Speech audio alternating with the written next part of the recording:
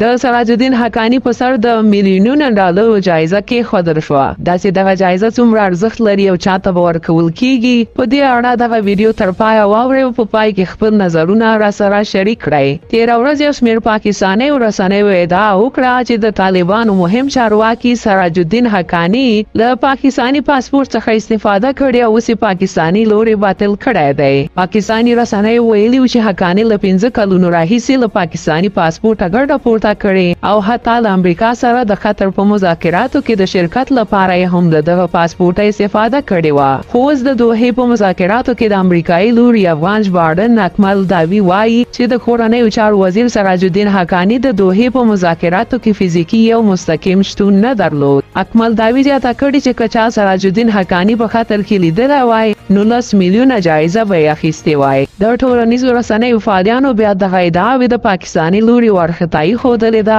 او په وینا یې پاکستان د حالاتو په ګرداب کې راګیر دی او هرې خوا لاسه چې وي خو دا ناشونې ده چې په دې ډول له دې حالاتو راووځي.